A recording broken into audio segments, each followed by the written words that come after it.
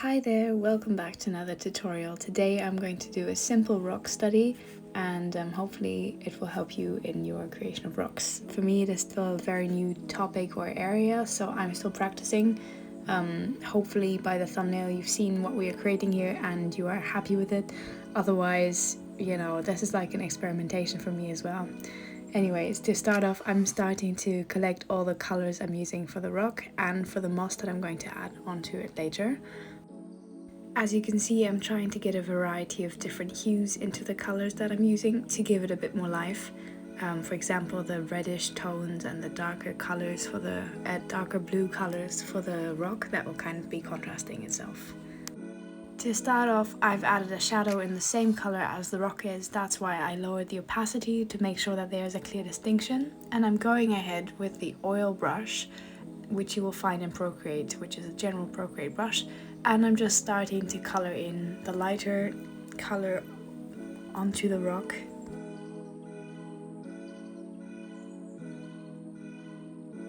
In order to make sure that I've got a natural looking color grading on the rock, and then we're going to add texture a little bit later. I'm adding both reddish and lighter mid-tones to this to give it a bit of warmth. And then for the lighter color, once I've chosen that, I'm going to use the same oil brush and then switch brushes to get the stucco brush, which is also a regular brush on Procreate, and just add a bit of texture in that color, which we will be emphasizing a bit more with the studio pen later on.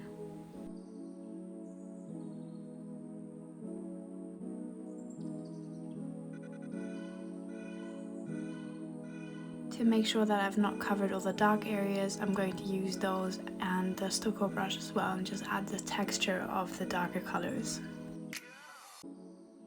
Now, in order to add some more texture, I'm going to use the studio pen brush, whatever you want to call it, from Procreate, and I'm going to be adding darker lines into the stone to kind of emphasize cracks in the stone, just kind of following the texture that I've already put in with the various brushes before, and following the lights and the shading that I've done very randomly with the oil brush. And to be honest, if you follow that a little bit and then you can kind of see where the rock is sticking forward, you can add some more of the white, the lightest color, or the darkest, the shaded, depending what kind of form you're creating.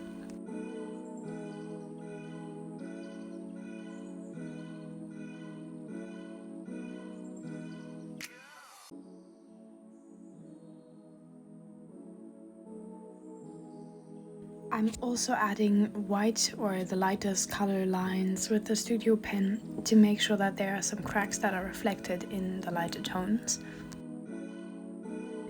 With little dots and squiggly lines, I try and get a natural feel onto the stone or the structure that I'm doing, and I feel like that has kind of helped to just emphasize that a little bit more. I'm going to leave the rock as it is. As you'll see, I'm going to skip on, I'm going to go on to the moss and the grass part in a minute on a separate layer using the studio pen again. I'm just going to roughly paint in some parts where I want to have grass and moss sit on the rock and next to it, and then kind of create a little bit of a small scene of a rock with grasses. So I've put down the darkest color that I've chosen for the green so far. I'm going to add another dark color later on to shade it even more. For now, this is going to be fine, and I'm going to add like little specks of grass on top of this with the lighter colors and build up the texture on that. But I was also just erasing parts of the rock beneath to give it a bit more of a rougher or a bit more edgy outer line. As you can see, you can always change that, of course. That's the power of the separate layers. But yeah, for now I'm just going to continue to build up my grasses and my moss area.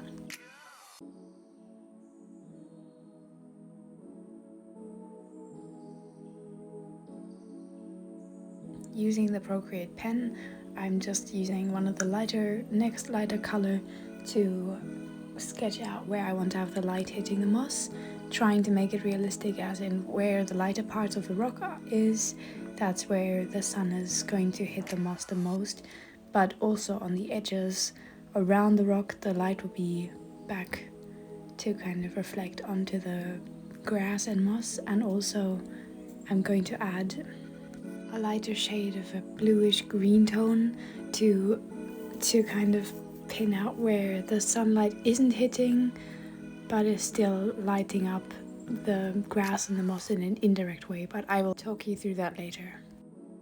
I am sorry about the scratchiness of my voice at the minute. I have been really ill the last couple of weeks, but I'm on recovery now, to be honest, feeling like normal besides from, you know, the various coughing and whatnot, but we're nearly there. So yes, please bear with me. I'm on to either the lightest or the near lightest shade of green now, and just kind of still defining where the light is hitting it with little dots. I find that dots and little squiggles kind of make up texture of various objects or leaves, so for me that's always worked really well, so I can recommend that. Obviously I'm using the Procreate pen, studio pen here a lot. I have modified it slightly for myself in that I have turn the taper to 0 because I don't want it to create lines without me wanting to make lines.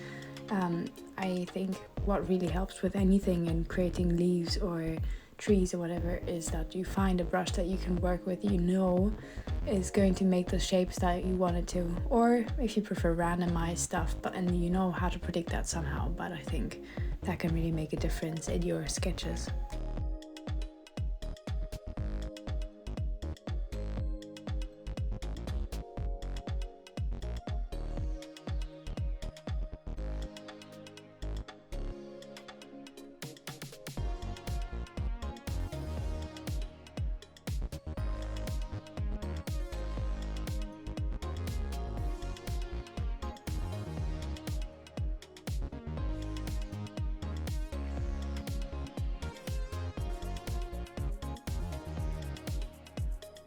Now, using the Oberon brush, which is also a nice texture brush from Procreate Originals, I'm using a lighter orange color on the rock itself to show and highlight where the warmth of the sun is hitting the rock. So I will be adjusting the rock a little bit while we do and finish the last bit of the grass. This will really make the parts where you put the color on to really stand out from the rest, because I've used a bluer shading color for the darkest parts of the rock and like a slightly redder, warmer color for the highlights. The orange, which is even more yellowish or lighter than the others have been, will really make it come to the front more. To add texture again, I'm using the studio pen to just kind of scribble along and make sure that the parts of the rock where I've added the highlights stand out.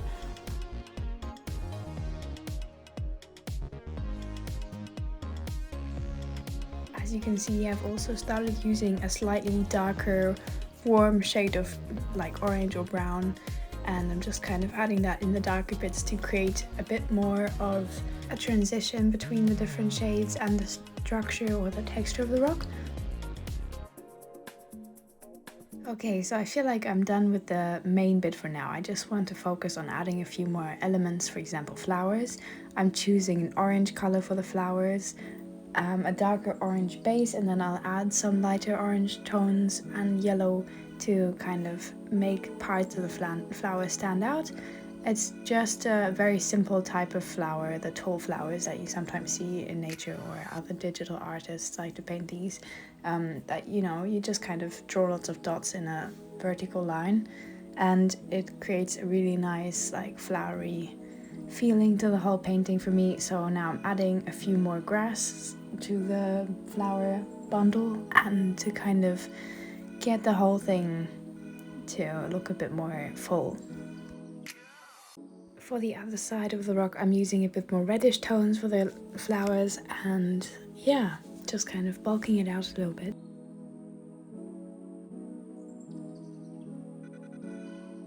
To make sure I've got a complete palette of the colors that I've used in the painting for the flowers and some more for the grass, I'm going to add them next to this painting. And I will go in with the light pen and I will add some light highlights to the flowers to make them pop out a little bit more.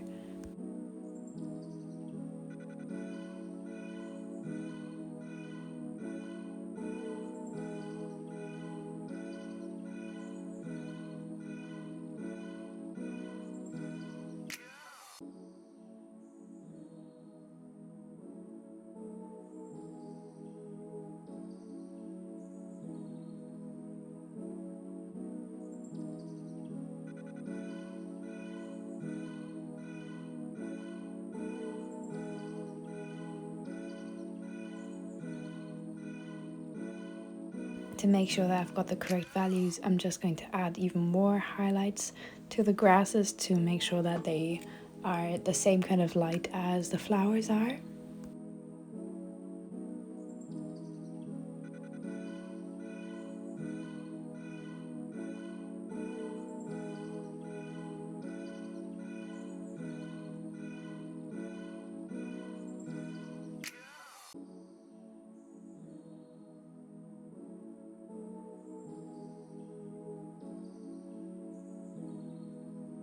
Yeah, and that's pretty much it for today for the rock painting. I hope you like it. I hope you've enjoyed doing this. If you have, joined me in this practice of rocks, and I hope this was helpful in any way, shape, or form.